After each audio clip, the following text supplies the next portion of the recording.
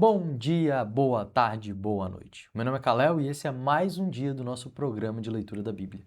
Muito obrigado pela sua presença, te convido a sentar comigo, pegar o seu chá, sua água, o seu café e irmos para mais um dia de leitura. Hoje vamos ler Jeremias do capítulo 4 ao capítulo 7, versículo 15. Estamos no nosso dia 223 de leitura consecutiva. Vamos agora para a nossa leitura do dia. Capítulo 4. A volta de Deus. O Senhor Deus diz: Povo de Israel, se você vai voltar, volte para mim. Eu odeio os ídolos, acabe com eles e seja fiel a mim. Então sim, você estará sendo verdadeiro, correto e honesto quando jurar pelo meu nome. Todas as nações pedirão que eu as abençoe e elas me louvarão.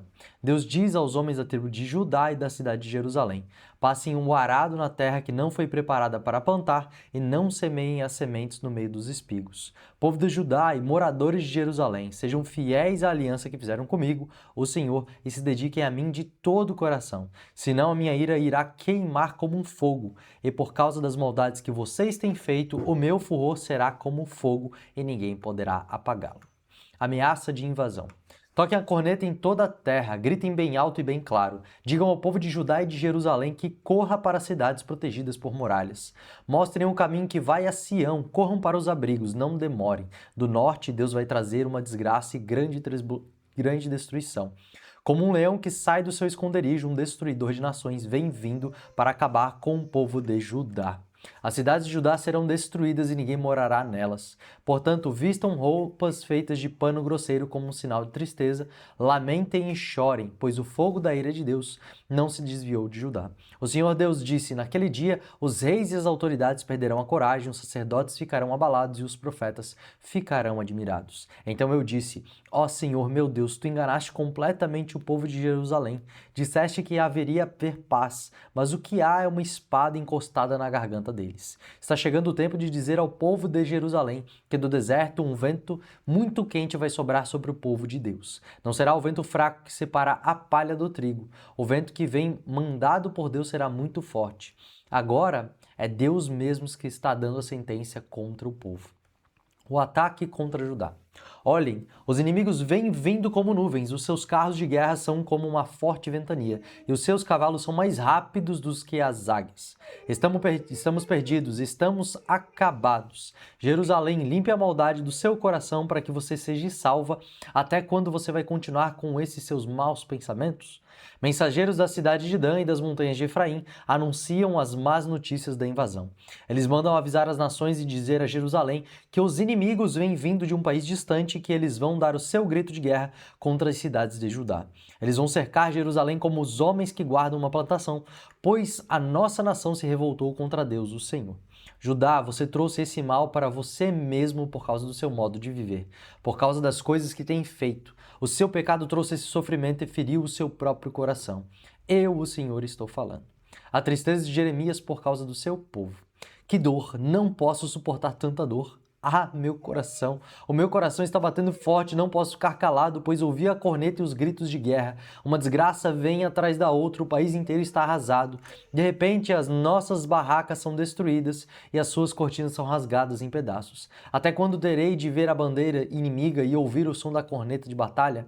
Deus diz: O meu povo não tem juízo e não me conhece. Eles são como crianças tolas que não compreendem as coisas.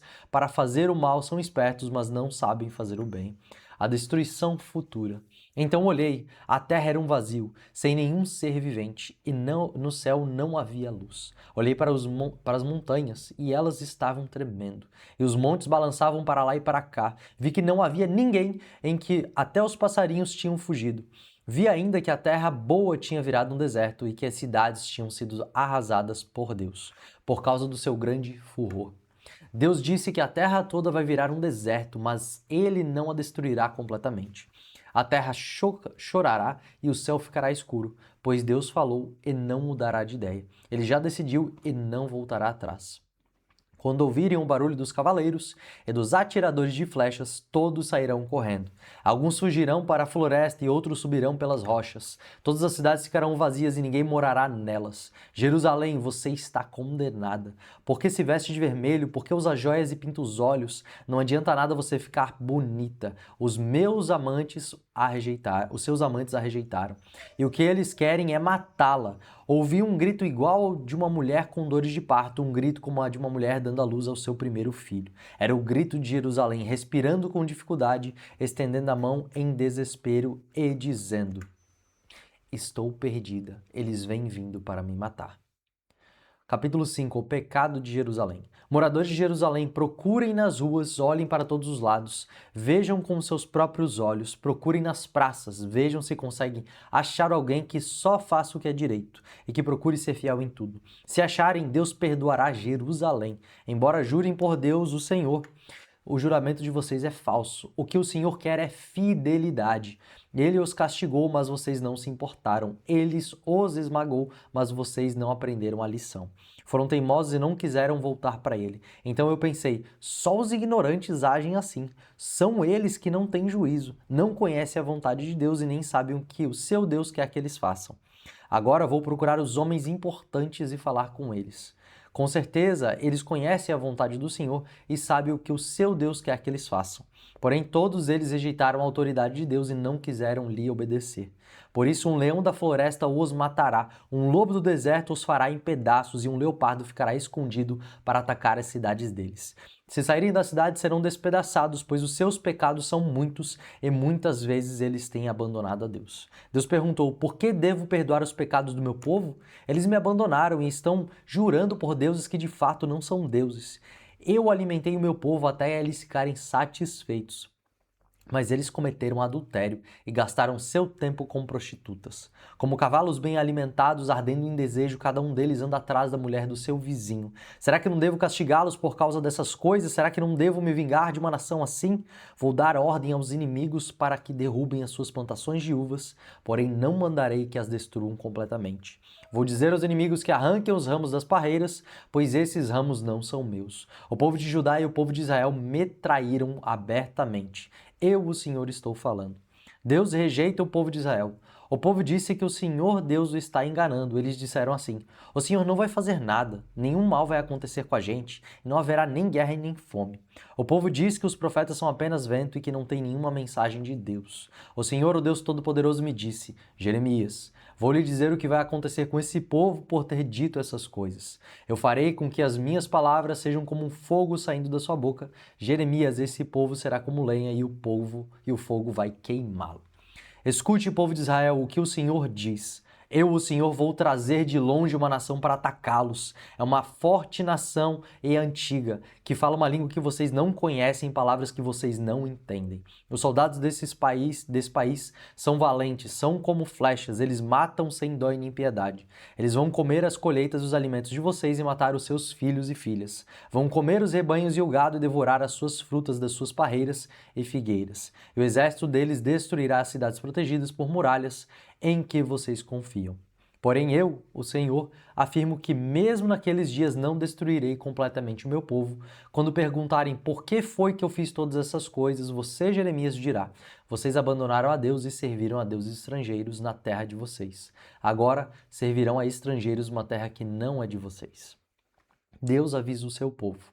Deus diz: avisem os descendentes de Jacó, digam isso ao povo de Judá. Preste atenção, povo tolo e sem juízo, vocês que têm olhos, mas não veem, e ouvidos, mas não ouvem. Eu sou Deus, o Senhor. Por que vocês não me temem? Por que não tremem na minha presença? Fui eu que pus a areia como limite do mar, um limite permanente que ela nunca pode atravessar. O mar fica bravo, mas não pode avançar, as ondas rugem, mas não podem passar. Porém, vocês são um povo teimoso e rebelde que se revoltou e me abandonou. Vocês não disseram no seu coração: precisamos temer o Senhor, nosso Deus, que faz a chuva cair no tempo certo, tanto a chuva do outono como da primavera. Precisamos temer o Deus que todos os anos traz o tempo da colheita. Em vez disso, os seus pecados e as suas maldades afastaram essas coisas boas e vocês não puderam aproveitá-las. No meio do meu povo existem homens maus. São como as pessoas que armam arapucas para pegar passarinhos, mas as armadilhas delas são para pegar gente. Assim como uma gaiola está cheia de pássaros, também a casa deles está cheia de coisas roubadas. É por isso que são poderosos e ricos, e estão gordos e bem alimentados. A maldade deles não tem limites, não defendem a causa dos órfãos, nem se importam com os direitos dos pobres. Mas eu os castigarei por causa disso e me vingarei dessa nação. Sou eu, o Senhor, que está falando. Uma terrível coisa espantosa está para acontecer na terra. Os profetas não falam a verdade e, apoiados por eles, os sacerdotes dominam o povo. E o meu povo gosta disso. Porém, o que eles vão fazer quando essa situação chegar ao fim? Capítulo 6. O inimigo cerca Jerusalém. Povo da tribo de Benjamim, saia de Jerusalém e fuja para um lugar seguro. Toquem a corneta em Tecoa e ponham um aviso em Bet-Aquerem, pois desgraça e grande destruição vão chegar do norte. Jerusalém, bela e encantadora cidade, o seu fim está perto. Os reis vão acampar aí com os seus exércitos. Eles vão armar barracas ao seu redor, cada um no lugar que escolheu. Eles vão dizer: preparem-se para atacar a cidade, aprontem-se, vamos atacar ao meio-dia. Mas depois dirão: é muito tarde, o dia já está quase no fim e as sombras estão ficando compridas. Aprontem-se, vamos atacar esta noite, vamos destruir as fortalezas de Jerusalém. O Senhor Todo-Poderoso deu esta ordem aos reis: cortem árvores e façam rampas, preparando-se para o ataque de Jerusalém. E disse: vou castigar essa cidade porque ela está cheia de violência. Como de um poço sai a água, de Jerusalém sai pecado. Na cidade falam de violência e destruição, só vejo doenças e ferimentos. Povo de Jerusalém, essas coisas sirvam de aviso para vocês, senão eu os abandonarei. Farei com que a cidade vire um deserto, um lugar onde não mora ninguém. O castigo por causa do pecado. O Senhor Todo-Poderoso me disse: na terra de Israel não sobrará ninguém. Ela ficará limpa como uma parreira que foi colhida 2 vezes. Como um lavrador colhe as uvas, assim você deverá salvar todos os que puder. Eu respondi: com quem devo falar? E mesmo que eu fale, quem vai me ouvir? Eles taparam os ouvidos, pois não querem prestar atenção. Eles não querem ouvir a tua mensagem e zombam do que dizes. Ó Senhor Deus, o teu furor me dominou, estou cansado de guardar a tua ira dentro de mim. Então Deus me disse: faça cair a minha ira sobre as crianças na rua e sobre os moços nas suas reuniões. Maridos e esposas serão levados como prisioneiros e também os velhinhos. As casas dele ficarão para outros e também as suas terras e as suas esposas. Vou castigar o povo dessa terra, sou eu, o Senhor, quem está falando. Todos ricos e pobres procuram ganhar dinheiro desonestamente. Até os profetas e os sacerdotes enganam as pessoas. Eles tratam dos ferimentos do meu povo como se fosse uma coisa sem importância e dizem: vai tudo bem, quando na verdade vai tudo mal. Será que ficaram envergonhados por terem feito essas coisas que eu detesto? Não, não ficaram envergonhados de jeito nenhum. Eles nem sabem o que é sentir vergonha e por isso vão cair como outros têm caído. Quando eu os castigar, eles vão ficar arrasados, eu, o Senhor, falei. Israel rejeita o caminho de Deus. O Senhor Deus disse ao seu povo: fiquem nas encruzilhadas e vejam quais são as melhores estradas, procurem saber qual é o melhor caminho. Andem nesse caminho e vocês terão paz. Mas eles responderam: nós não vamos andar nesse caminho. Deus colocou vigias para prestarem atenção no aviso das cornetas, mas os vigias disseram: nós não vamos prestar atenção. Então Deus disse: ouçam, ó nações da terra, e vejam o que vai acontecer com o meu povo. Escute, ó terra, vou trazer desgraça para esse povo, desgraça que eles merecem, porque não obedeceram às minhas palavras e desprezaram os meus ensinamentos. Que me importa o incenso que me trazem de Sebá ou as plantas cheirosas que vêm de longe? Não aceitarei as ofertas deles, nem ficarei contente com seus sacrifícios. Assim eu, o Senhor, vou fazer com que esse povo tropece e caia. Pais e filhos morrerão, e amigos e vizinhos também. Os inimigos vindo do norte. O Senhor Deus diz: um povo vem vindo de longe de uma terra do norte, uma forte nação está se preparando para a guerra. Estão armados com arcos e flechas e espadas, são cruéis, não têm piedade. Eles vêm montados em cavalos, fazendo o barulho do mar quando está bravo, e estão prontos para atacar a cidade de Jerusalém. Ouvimos a notícia, diz o povo de Jerusalém, e as nossas mãos ficaram moles. A aflição tomou conta de nós, como as dores de uma mulher de parto. Não vamos nos arriscar a ir ao campo nem a andar pelas estradas, pois o inimigo está armado e há terror por toda a parte. Deus diz ao seu povo: como sinal de tristeza, vistam roupa feita de pano grosseiro e rolem nas cinzas. Chorem como se chora a morte de um filho único, derramem lágrimas amargas, pois o destruidor atacará de repente. Jeremias, ponha o meu povo à prova como se prova o metal. Examine bem e procure descobrir como estão agindo. Todos eles são mais do que rebeldes e andam espalhando calúnias. São todos perversos, duros como o bronze ou o ferro. E assim como nem mesmo um forno bem quente consegue derreter a prata a fim de separá-la das impurezas, também não adianta tentar purificar o meu povo, pois os maus não são separados dos bons. Os maus serão chamados de prata impura, porque eu, o Senhor, os rejeitei. Capítulo 7, Jeremias no templo. O Senhor Deus mandou que eu fosse ao portão do templo, aonde o povo de Judá estava indo para a adoração. Ele mandou que eu ficasse ali e anunciasse ao povo a mensagem do Senhor Todo-Poderoso, Deus de Israel. A mensagem era essa: mudem de vida, mudem a sua maneira de agir e eu deixarei que vocês continuem vivendo aqui. Não confiem mais nessas palavras mentirosas, nós estamos seguros. Este é o templo do Senhor, este é o templo do Senhor, este é o templo do Senhor. Mudem de vida e parem de fazer o que estão fazendo, sejam honestos uns com os outros. Parem de explorar os estrangeiros, os órfãos e as viúvas. Não matem mais pessoas inocentes neste lugar e parem de adorar outros deuses, pois isso vai acabar com vocês. Se vocês mudarem de vida, eu deixarei que continuem morando aqui, na terra que dei para sempre aos seus antepassados. Vejam, vocês estão confiando em palavras mentirosas e sem valor. Vocês roubam, matam, cometem adultério, juram para encobrir mentiras, oferecem sacrifícios a Baal e adoram outros deuses que vocês não conheciam no passado. Fazem essas coisas que eu detesto, depois vêm e ficam na minha presença, no meu próprio templo, e dizem: nós estamos seguros. Será que vocês estão pensando que o meu templo é um esconderijo de ladrões? Eu tenho visto o que vocês estão fazendo, sou eu o Senhor que está falando. Vão a Siló, o primeiro lugar que eu escolhi para nele ser adorado, e vejam o que fiz por causa da maldade de Israel, o meu povo. Vocês têm cometido todos esses pecados de que falei. Eu os avisei muitas vezes, mas vocês não quiseram me ouvir, e quando eu chamei não me responderam. Sou eu o Senhor que está falando, por isso a mesma coisa que fiz com Siló, vou fazer com este meu templo em que vocês confiam. O que fiz em Siló vão fazer nesse lugar que dei a vocês e aos seus antepassados. Vou expulsar vocês da minha presença como fiz com seus parentes, o povo do reino do norte. E essa foi a nossa leitura de hoje. E fazendo uma pequena recapitulação a respeito do que acabamos de ver, a gente pode ver que no capítulo 4 de Jeremias, Deus chama Judá ao arrependimento sincero, dizendo que eles precisam remover a idolatria e voltar de todo o coração. Porém, Jeremias anuncia que um grande juízo virá do norte por causa da rebeldia do povo. O profeta lamenta profundamente a grande destruição que se aproxima. Já no capítulo 5, nós podemos ver que Deus procura em Jerusalém alguém que pratique a justiça e seja fiel, mas encontra corrupção, mentira e dureza de coração. Tanto o povo quanto seus líderes abandonaram o caminho de Deus, eles não reconhecem que o juízo e a consequência da própria infidelidade está às portas. Já em Jeremias 6, Jerusalém é advertida sobre a invasão que se aproxima, o povo rejeita as advertências dos profetas e prefere ouvir mensagens de falsa paz. Deus os chama a voltar às veredas antigas, mas eles se recusam a andar nelas. A desobediência os torna como um metal retinindo.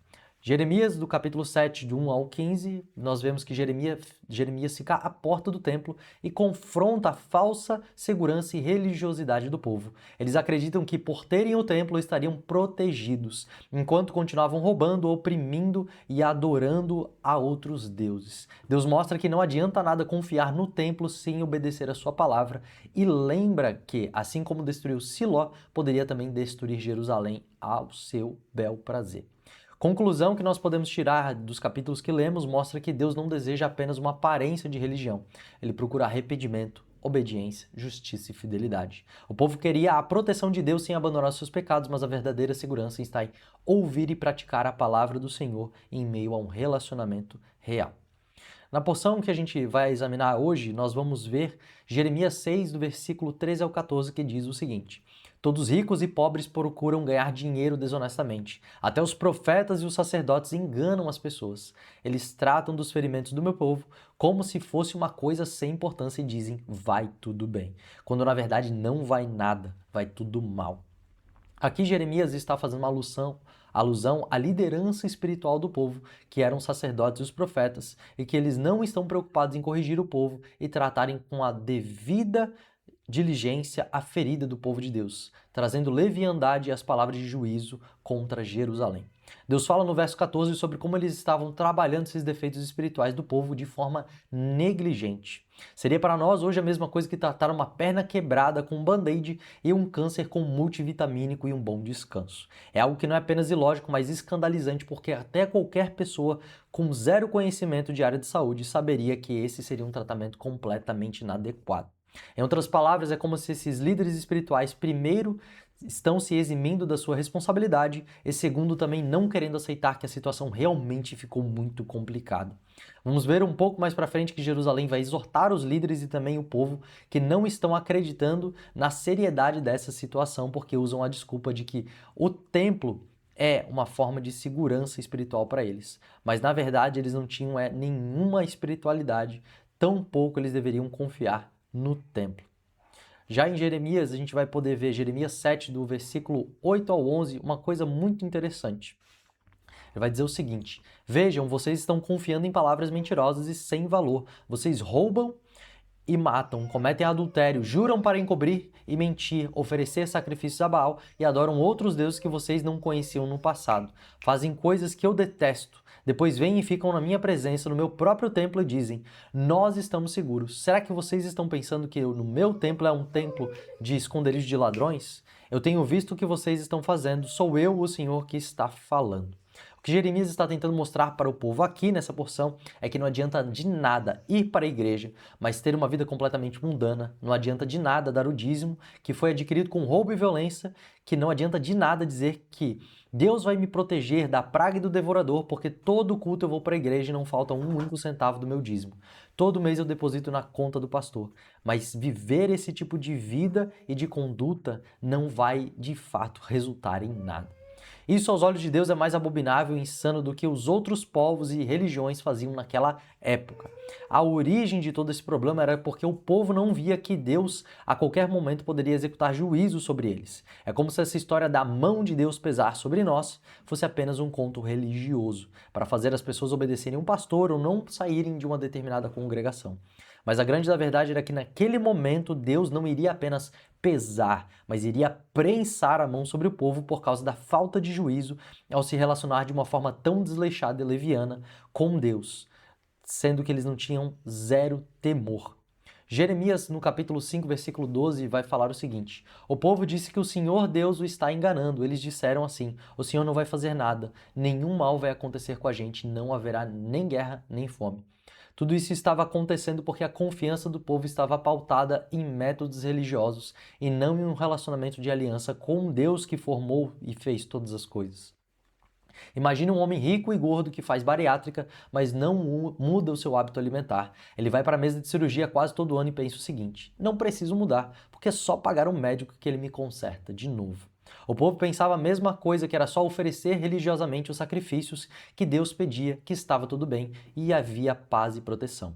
E o pior é que a liderança espiritual, emudecida mediante os grandes sacrifícios do povo, em plena invasão, não paravam para consertar o povo, mas para exigir ainda mais sacrifícios e ofertas, em vez de querer fazer o povo realmente se endireitar.